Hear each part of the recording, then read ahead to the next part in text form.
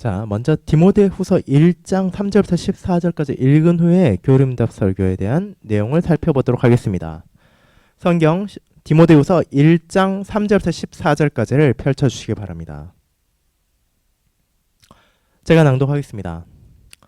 내가 밤낮 간구하는 가운데 쉬지 않고 너를 생각하여 청결한 양심으로 조상적부터 섬겨오는 하나님께 감사하고 내 눈물을 생각하여 너 보기를 원함은 내 기쁨이 가득하게 하려 함이니 이는 내 속에 거짓이 없는 믿음이 있음을 생각함이라.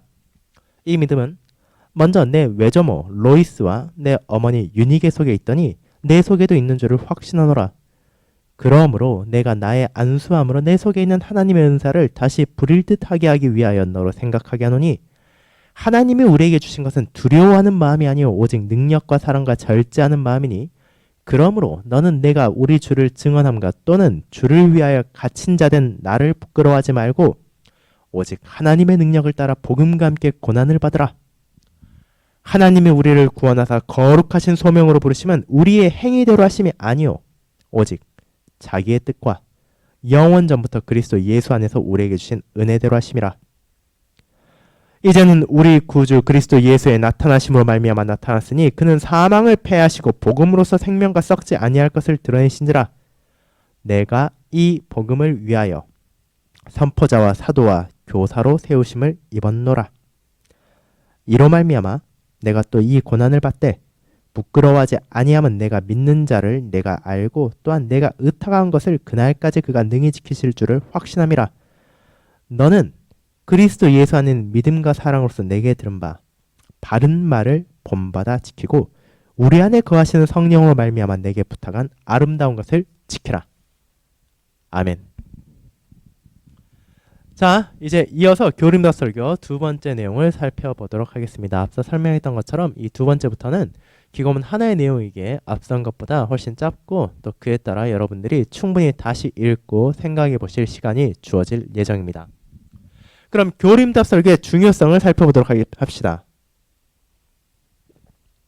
우리는 앞선 기고문들에 묘사된 그와 같은 교림답 설교의 엄청난 중요성에 대해서는 이제 다들 동의할 것입니다.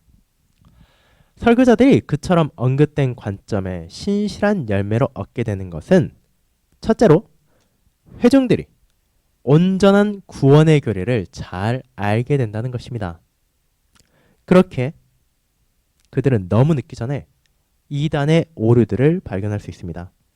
심지어 그들은 선교의 중요한 부분이 가정 내의 대적들과 대화할 수 있게 됩니다. 자, 이 말이 의미하는 것은 무엇입니까?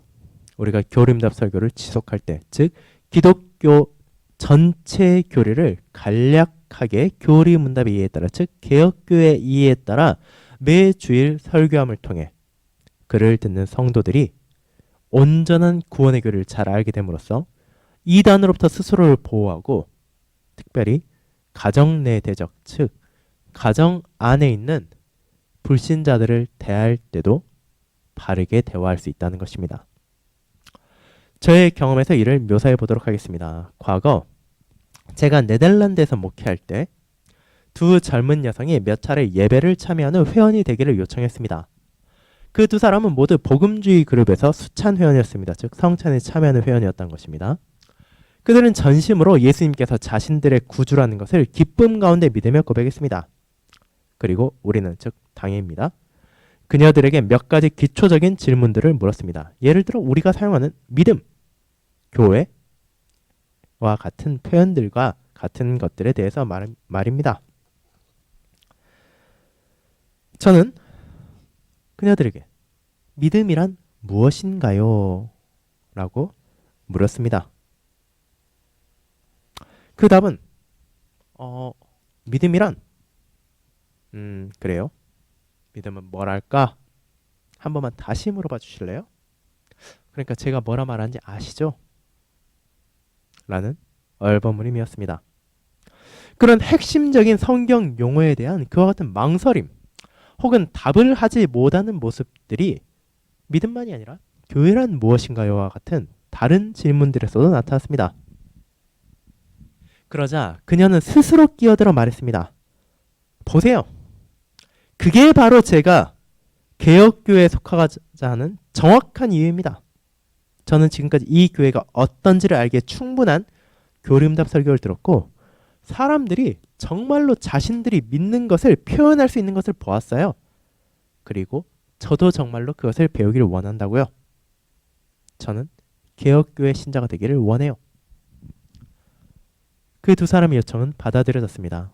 몇 년이 지나고 그녀 가운데 한 명은 여성 모임의 리더가 되었습니다. 그것이 바로 만약 교리응답 설교가 잘 행해지고 성도들이 바르게 듣는다면 나타날 수 있는 결과 가운데 하나입니다.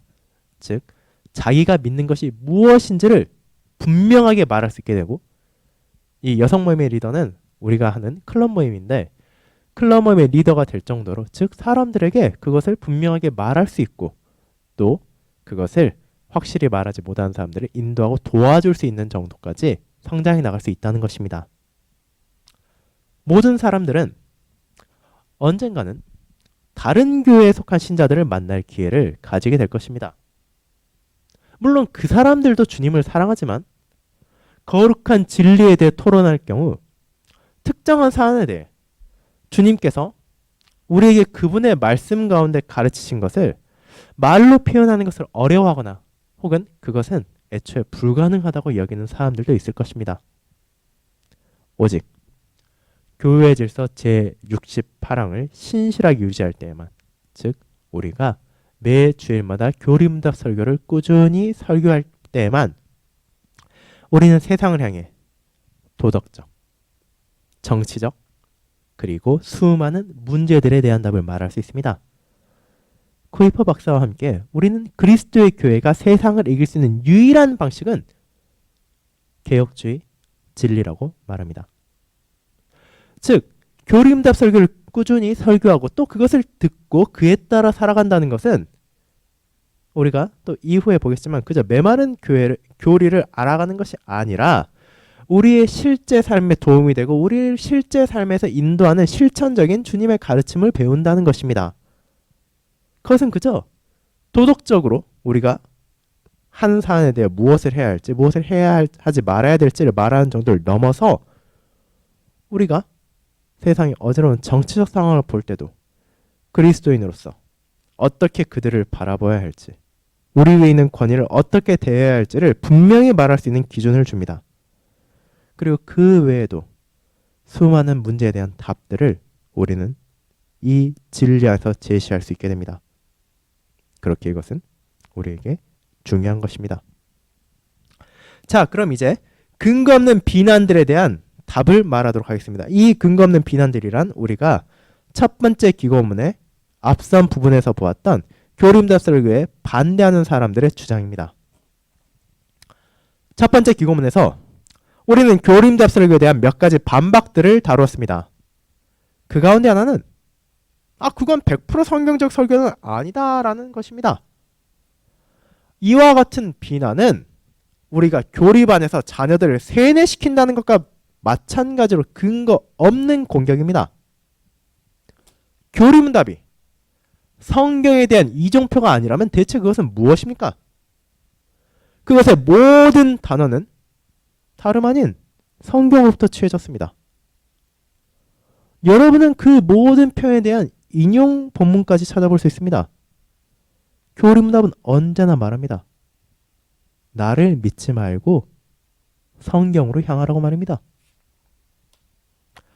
이 성경으로 향하라는 말은 교리반을 할 때도 항상 유지되어야 합니다. 성경을 펼치고 사용해야 한다는 것입니다. 그것은 오후 설교에 있어서도 동일합니다. 자녀들과 성인들은 성경의 푸른 초장에서 자신들이 나아갈 길을 발견해야 합니다. 교리문답 수업과 설교는 그 목표를 위한 최선의 방법입니다. 독립적인 본문들이 아니라 조화를 이루는 성경을 모든 성숙한 기독교인들은 마땅히 알아야 합니다. 즉 하나하나의 본문을 아는 것 당연히 중요하지만 그것을 넘어서 성경 전체가 계시하는 하나님의 뜻이 무엇인지를 알아야 한다는 것입니다. 왜냐하면 성경은 그저 분리된 각각의 무언가가 아니라 하나된 하나님의 말씀이기 때문입니다. 그러므로 부분적으로 반복되는 부분이나 요약한 부분도 있겠지만 몇 가지 결론을 내려보도록 하겠습니다. 교리문답 설교의 성격. 첫째, 그것은 유지되어야 할 100% 말씀 사역입니다. 그렇게 목사는 각각의 주일에 대한 한 가지, 두 가지 본문만이 필요한 것이 아닙니다. 그는 더욱 많은 본문들을 자신의 설교 안에 엮어야 합니다. 물론 그의 본문 낭독은 설교할 교리에 적합한 성경의 본문들의 조합으로 신중하게 결정되어야 합니다. 하지만 그는 그 본문 혹은 추가적인 본문 하나만을 읽는 것이 허용되어서는 안 됩니다. 기억하십시오. 그는 기독교 교리의 전체 내용을 설교해야 하며 그것을 간략하게 행해야 합니다.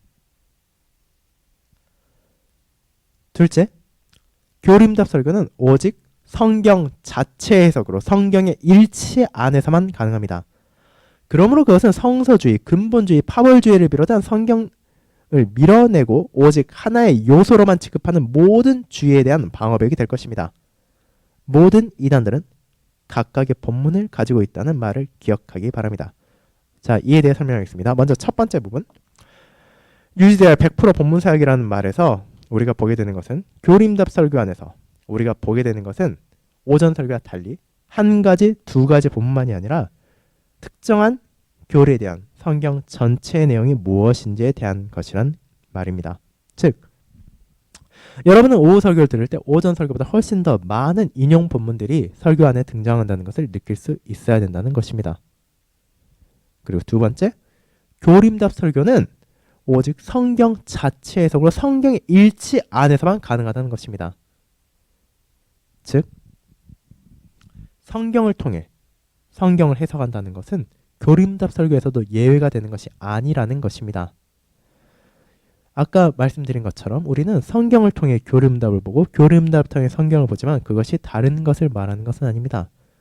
교리문답은 우리가 알고 있는 믿음의 선조들이 이 하나님의 말씀을 요약하여 그 말씀을 바르게 이해할 수 있도록 만든 이정표이기 때문입니다.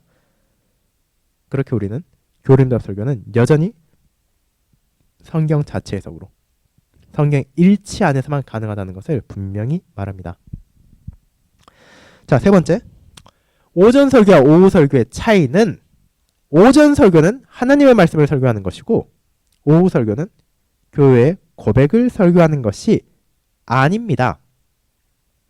알수다 살핀 것과 같이 오전 설교는 하나의 본문을 그것의 풍성함에서 설교하는 것입니다. 물론 그 본문은 한 절일 필요는 없습니다. 때로는 한 장 전체가 될 수도 있고 그 이상이 될 수도 있을 것입니다. 그에 반해 오후 설교는 몇 가지 본문이 아니라 특정한 교리에 대한 교회의 고백서의 이해에 따라 전체 성경의 내용을 다루는 것입니다. 자, 이것이 말하는 것은 오전 설교는 하나의 본문의 풍성한 이해를 우리가 그 본문에 집중하여 살펴보는 것이라면 오후 설교는 하나의 주제에 대한 전체 성경이 무엇을 말하고 있는지를 간략하게 살펴보는 것이란 점입니다.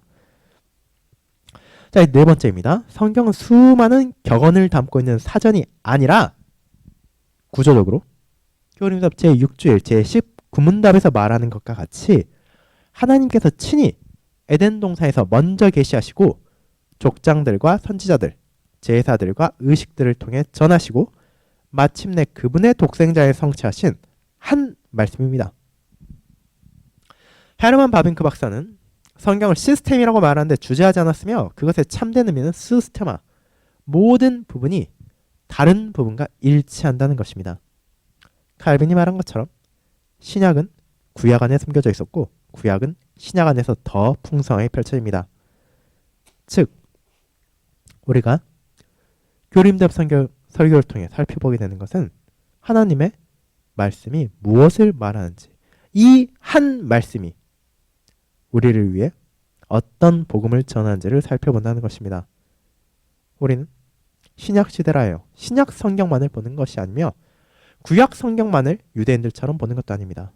구약과 신약이 실제로는 하나님의 하나의 말씀이기 때문에 그 말씀의 조화된 내용을 살펴보게 된다는 것입니다. 이와 같은 성경적인 시스템이 설교 안에서 받아들여지며 특별히 교림답 설교에서 그러합니다. 즉 오전 설교나 오후 설교나 이 신약과 구약이 하나님의 하나의 말씀이라는 것을 드러내야 하지만 그것은 하나의 본문을 집중적으로 살펴보는 오전 설교보다는 그 교리를 전체 성경의 내용을 통해 살펴보는 오후 설교에서 더 잘 드러난다는 것입니다. 다섯째, 모든 목사들은 그의 설교를 준비하기 위한 연구에서 교리문답의 모든 아름다움이 오직 바다에서 퍼올린 물통 하나에 불과하다는 것을 발견해야 합니다. 온전함은 교리문답 안에 있는 것이 아니라 오직 성경 안에 있습니다. 모든 교리문답 설교는 반드시 그 바다에서 최대한 많은 물통을 퍼올 수 있도록 노력해야 합니다. 그리고 그가 더 오랜 시간 설교하면 할수록 설교자는 그 바다가 여전히 가득함을 발견할 뿐 아니라 그가 결코 그것을 마르게 할 수 없다는 것을 알게 될 것입니다. 즉, 목사가 매주일 교리문답을 설교할 때 교리문답의 내용이 아름답다 하더라도 그것은 결국 온전하고 풍성한 성경에서 퍼올린 간략한 내용에 불과하다는 것을 알게 된다는 것입니다. 그리고 그 설교를 준비하기 위해 계속해서 성경에서 그와 관련된 말씀을 찾고 또 성경을 연구함으로써 성도들에게 선포하지만 성경의 풍성함은 목회자가 긴 시간을 목회한다 하더라도 결코 마르지 않는 생명의 생과 같이 끊임없이 그 아름다운 진리를 전할 것이란 말입니다. 그렇게 교림답 설교를 한다고 해서 한 명의 목회자가 설교할 내용이 떨어진다거나 혹은 부족하다고 말할 수는 없을 것이란 내용입니다. 여섯째, 그것이 바로 우리가 1905년 제68항에 앞서 계속해서 강조되었죠. 가능하난이라는 표현이 삽입된 것을 기뻐하는 이유입니다. 교림답 설교가 어려울 특별한 주일들이 있다는 것, 즉 부활절, 오순절 같은 주일이 있다는 것을 제외해도 교리문답을 매년 온전히 살피는 것은 이미 불가능에 가깝다는 것을 우리는 알고 있습니다. 목사에게는 한 문답을 다룰 것인지 혹은 한 주일에 대한 여러 번의 설교를 준비할 것인지에 대한 회중들의 필요와 시기적인 상황을 고려해 정할 수 있는 온전한 자유가 마땅히 주어져야 하기 때문입니다. 즉 1905년에 이 돌트 교회 질서 68항에 가능하난이라는 표현이 들어간 이유가 있습니다. 물론 매해마다 교리문답 한 바퀴씩 완전히 돌면 좋습니다. 하지만 특정한 경우에 그것이 어려운 경우도 있다는 것입니다. 예를 들어 부활절 오순절과 같이 우리가 기념하는 그리스도의 구속사에 관한 특별한 주일들에 교회는 오전에는 예를 들어 그동안 이어가던 본문 설교를 이어가고 오후 설교 때 그 주일에 관한 특별한 기념 설교를 할 수도 있습니다. 그것은 온전히 목사와 당회의 재량에 달려 있습니다. 그리고 또 특정한 경우에는 예를 들어 교리문답 설교를 계속 하던 도중에 특정한 교리문답을 더 자세히 더 풀어서 한 해에 설교해야 될 이유가 있을 수도 있습니다. 그런 경우에 목사는 한 주일을 한 번 설교하고 그 다음 주로 넘어가는 것이 아니라 그 주일에 대한 설교를 여러 번 나누어서 한 해에 할 수도 있다는 것입니다. 그렇게 여기서 가능하난이란 말이 들어가 있습니다. 가능하다면 매해 하는 것이 좋지만 그렇지 않는 경우를 하더라도 그것은 충분히 이해될 수 있는 것이며 교회 질서를 어기는 것이 아니라는 점입니다. 자, 우리가 앞서 말해보았던 우리의 교회 질서에도 이 부분이 나와 있긴 합니다.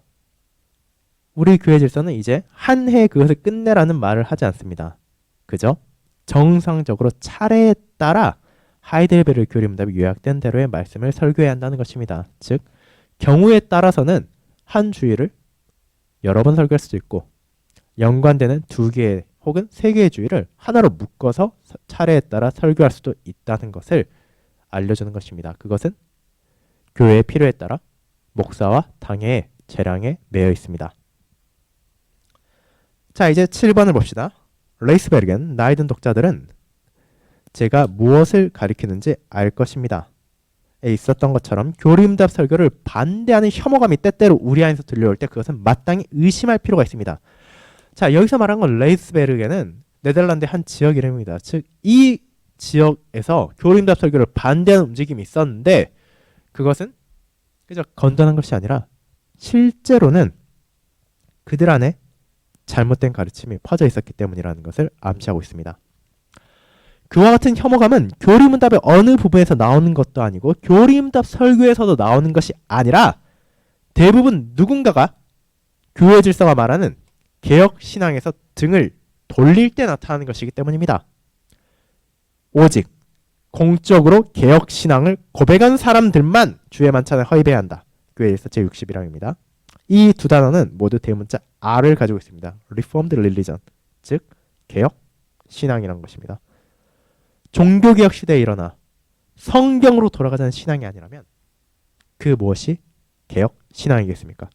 즉 교리응답 설교를 반대하는 사람들 가운데 상당 부분은 그들이 이미 개혁 신앙으로부터, 즉 성경으로부터 등을 돌리고 떠났기 때문에 그 교회에 가지고 있는 교리문답 설교까지도 반대하는 것임을 알려주는 것입니다. 8. 여덟 번째, 디모데와 디도를 향한 목회서신에서 바울은 바른 교훈, 바른 말이라는 표현을 8차례나 사용했습니다. 즉 오늘 읽었던 디모데후서 1장 13절로 나오죠. 예수 안에 있는 믿음과 사랑으로서 내게 들은 바 바른 말을 본받아 지키고, 우리는 그 표현을 바울의 다른 서신에서는 발견할 수가 없습니다. 그것은 주목할 가치가 있습니다. 디모데와 디도는 순수한 교훈 안에 머무르도록 부름받았습니다. 디모데야, 망령되고 헛된 말과 거짓된 지식의 반론을 피함으로 내게 부탁한 것을 지키라. 디모데전서 6장 20절입니다. 우리 안에 거하시는 성령으로 말미암아 내게 부탁한 아름다운 것을 지키라. 디모데후서 1장 14절입니다. 교회 질서 제68항의 방식이 표현될 수 있는 유일한 방법은 정기적으로 기독교 교리의 전체 내용을, 즉 바른 교훈을 설교하는 것입니다. 이 항을 온전히 지키는 것은 모든 말씀 사역자들에게 기쁨이 되어야 합니다. 만약 그것이 잘 이루어진다면 우리는 어떤 사람은 목사와 교사로 삼으셨으니 이는 성도를 온전하게 하여 봉사의 일을 하게 하며 그리스도의 몸을 세우려 하심이라. 우리가 다 하나님의 아들을 믿는 것과 아는 일에 하나가 되어 온전한 사람을 이루어 그리스도의 장성한 분량이 충만한 데까지 이르리니 이는 우리가 이제부터 어린아이가 되지 아니하여 사람의 속임수와 간사한 유혹에 빠져 온갖 교훈의 풍조에 밀려 요동하지 않게 하려 함이라. 오직 사랑 안에서 참된 것을 하여 범사에 그에게까지 자랄지라. 그는 머리니 곧 그리스도라. 그에게서 온 몸이 각 마디를 통하여 도움을 받음으로 연결되고 결합되어 각 지체의 분량대로 역사하여 그 몸을 자라게 하며 사랑 안에서 스스로 세우니라. 에베소서 4장 11절부터 16절은 우리가 이 교회에서 제68항의 방식, 매 주일마다 교리응답 설교를 꾸준히 선포할 때 그 말씀대로 되는 것을 기대할 수 있게 될 것입니다. 자, 그렇다면 교리응답 설교를 어떻게 대해야 합니까? 그것을 유지합시다. 그것을 사랑합시다. 그리고 그것을 더욱 발전시켜 나갑시다. 자, 그것이 1976년 이 교리응답 설교에 대한 반발이 일어나고 있던 성도들을 향해 교회의 목사이자 신학교의 교수였던 벤드룬 교수님이 전한 내용입니다.